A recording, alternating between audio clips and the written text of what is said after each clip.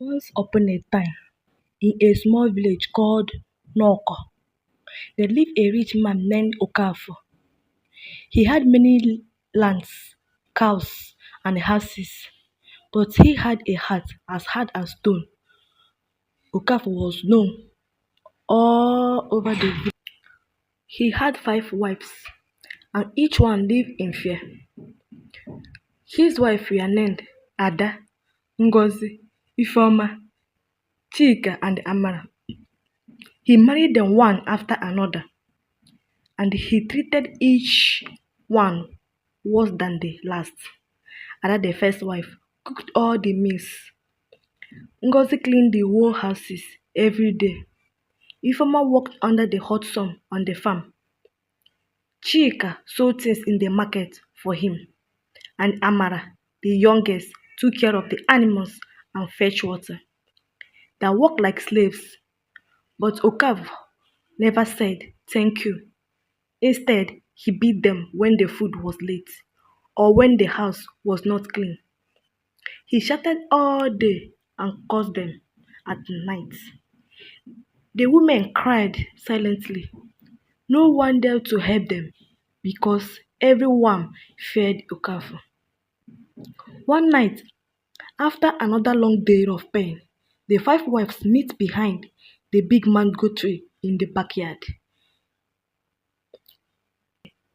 They light a small lamp and sit in a circle. Ada whispered, "Sister, we cannot live like this forever." Ngozi said, "You are right. One day he will kill one of us."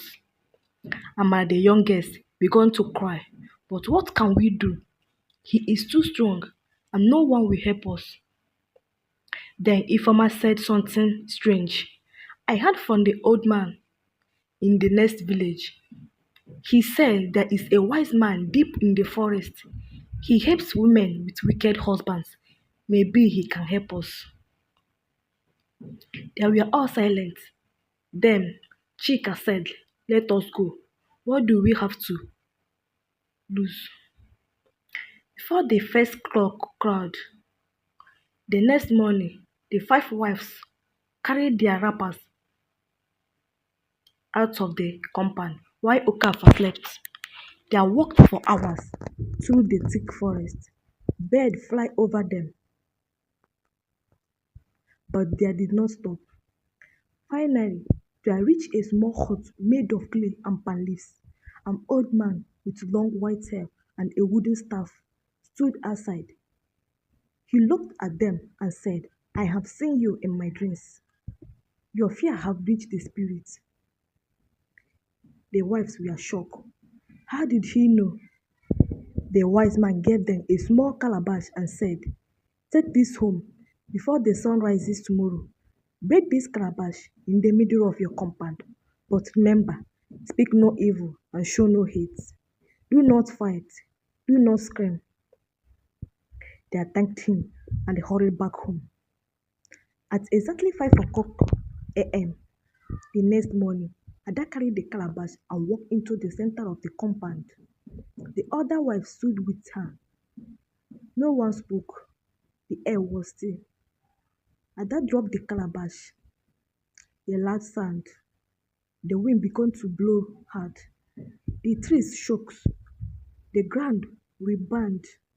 Okafor ran out of the house, shouted, what is happening? Suddenly, he fell to the ground. He tried to stand, but his legs were weak. His voice became quiet. His strength left him. His bag of money turned to dust. His cow ran away. His hand paralyzed. For the first time in his life, Okafor felt the pain of weakness. 3 days passed. He could not eat. He could not talk. He lay in bed with tears in his eyes. His wife, even after all the pain, gave him water and food. They cleaned his body and prayed for him. On the fourth day, Okafor sat up. He looked at his wife and cried. I'm sorry, he said. I have been a wicked man. Please forgive me. The wife looked at each other. Ada spoke. We forgive you, but if you ever hurt us again, we will leave and never return.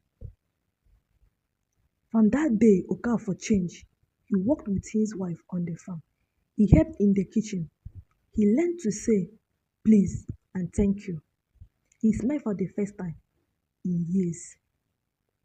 Their home became peaceful. Neighbors were surprised. Children who used to run from Okafor now pray in his compound. The women no longer cried. Their song, their laugh. One day a man asked Ada, what happened to the wicked man who used to fear? Ada smiled and said something. Even the hardest heart can break when it feels the pain it gives to others. And from that day, the story of Okafor and his five strong wife